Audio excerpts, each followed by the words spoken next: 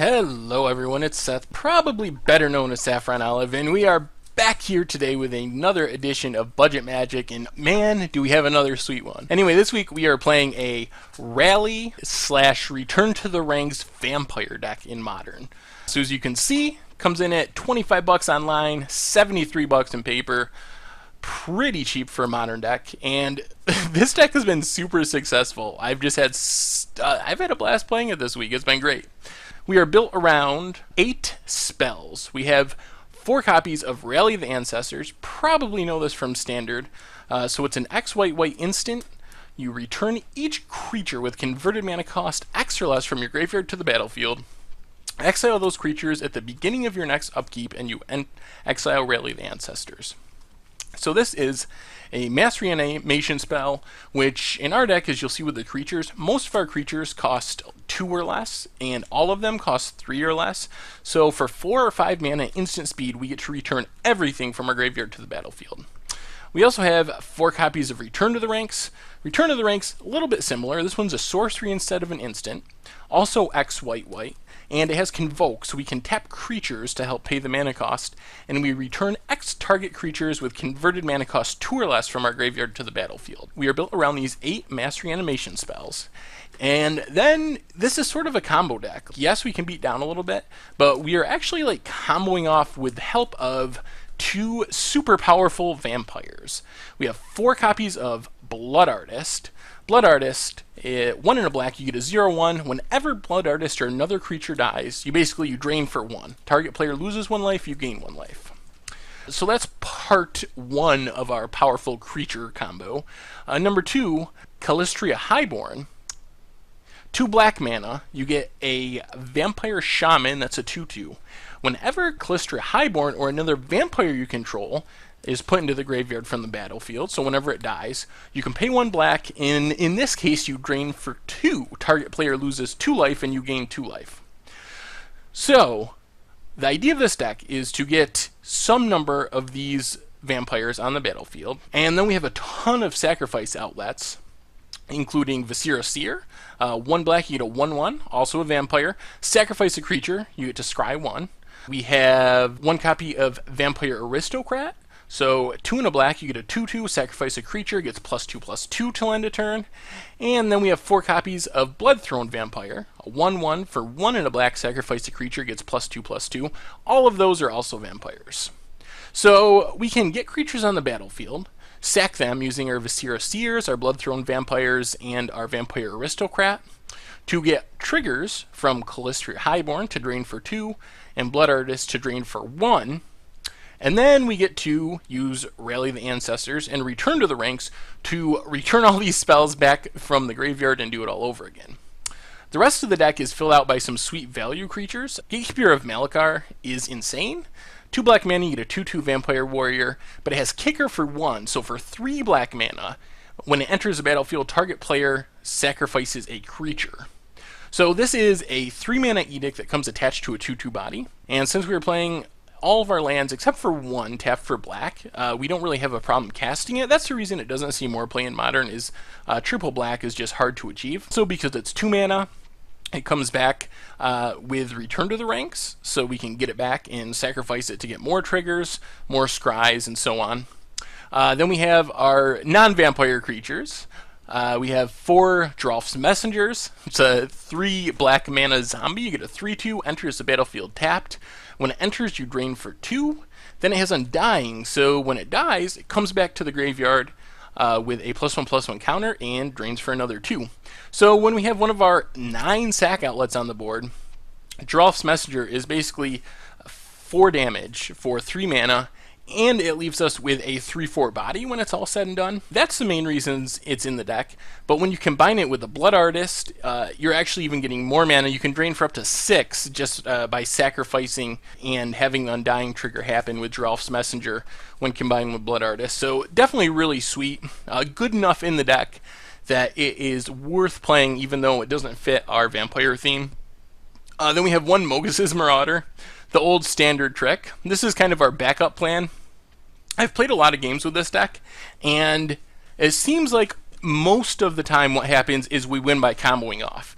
We play things, we get our Blood Artists or Highborns out there, sacrifice things, get a bunch of triggers, get them all back, do it again. That's a normal way we win. Even though we have a ton of creatures, we're really not a beatdown deck. We are kind of a creature-based combo deck. But Mogus's Marauder is our plan B. We have 1 copy, and when it comes into play, gives X target creatures Intimidate and Haste until end of turn, where X is our Devotion to Black. Well, our Devotion to Black is super high. I mean, Messenger's 3 black, Highborn's 2 black, Gatekeeper's 2 black. So basically, we give everything that we rally or return to the ranks Haste and Intimidate. So everything just immediately gets to attack, which is especially important with like Bloodthrone Vampire, because we can give that Intimidate, so it's most likely not being blocked. There's not many black creatures in Modern that are heavily played, so it's most likely unblockable, and then we can just sack out the rest of our team, get some Blood Artist triggers, and attack with a huge Bloodthrone Vampire. Also works with our single Vampire Aristocrat. We would play 4 copies or 5 copies of Bloodthrone Vampire if we could. Vampire Aristocrat is just the next best option because I really wanted 9 sacrifice outlets in the deck. Then the other card, this for me is the real revelation of the deck. We have 3 copies of Pawn of Ulamog. This is the one I'm most excited about. So Pawn of Ulamog is a 3-mana 2/2. And from Rise of Eldrazi, he has this ability where whenever Pawn of Ulamog or another non-token creature dies, you get to put a 0/1 Eldrazi spawn token onto the battlefield that has sacrificed this creature, add 1 mana to your mana pool. So what Pawn of Ulamog does is a couple of things. First off, and most importantly, it is a way to double up on our Blood Artist triggers. So we sack a creature with one of our 9 sacrifice outlets, get a Blood Artist trigger. Pawn of Ulamog also gives us a trigger which makes a 0/1 Eldrazi spawn, so we can immediately sack the Eldrazi spawn, get another Blood Artist trigger. So if our opponent's at 10 life, we don't need 10 creatures to sack on the battlefield to win with Blood Artist. We can do that with the help of Pawn of Ulamog with only like 5 creatures, because every time we sack a creature, we are getting another creature in its place. So it just doubles up on our Blood Artist triggers.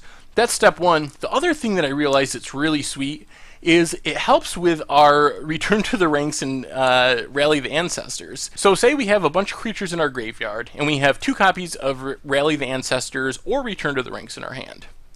With the help of Pawn of Ulamog, we can cast them both in the same turn.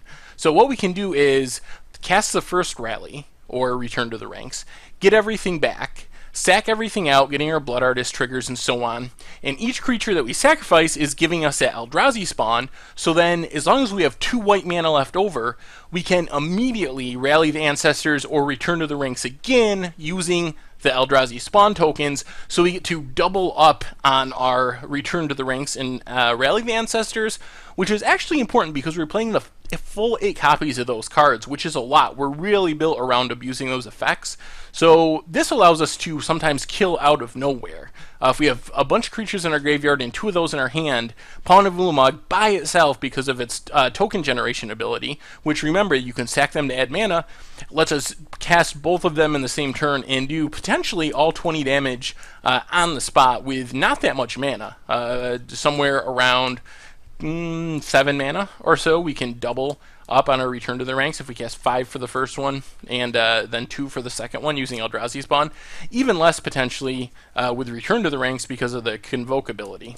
Anyway, so that's the deck. The idea is to get a Blood Artist or a Calistria Highborn on the battlefield, use our many sacrifice outlets to sack value creatures, vampires mostly, like Gatekeeper, Drolf's Messenger, Mogus's Marauder, Pawn of Ulamog, and then get them all back with Rally and Return to the Ranks, and 9 times out of 10 the way we win is by Blood Artist and Calistria Highborn triggers. Like those, that's our way of winning. So anyway, the rest of the deck, we have 2 Dismembers. As far as the lands, 4 Caves of Koilos, 2 Isolated Chapels, 10 Swamps, 4 Temple of Silence, and a single Vault of the Archangel. So that's our 1 land that doesn't tap for black mana. So we have 10 lands that tap for white, 1 colorless land in Vault, and then about 1 million black sources, 20 black sources.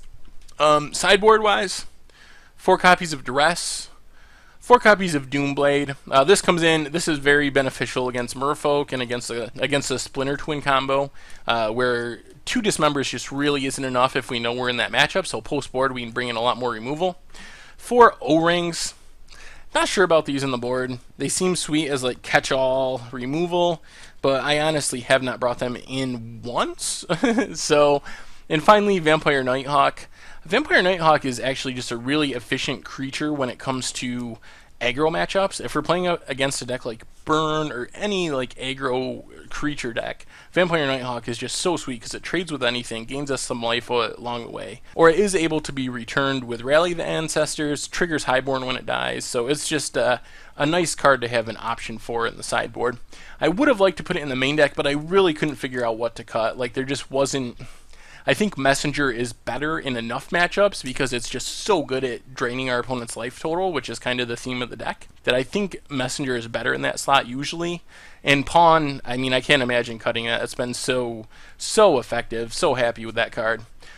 So anyway, that is Rally Vampires, and like I said, I've actually had a lot of success with this deck this week. Anyway, I hope you enjoyed the videos, and I will talk to you guys soon.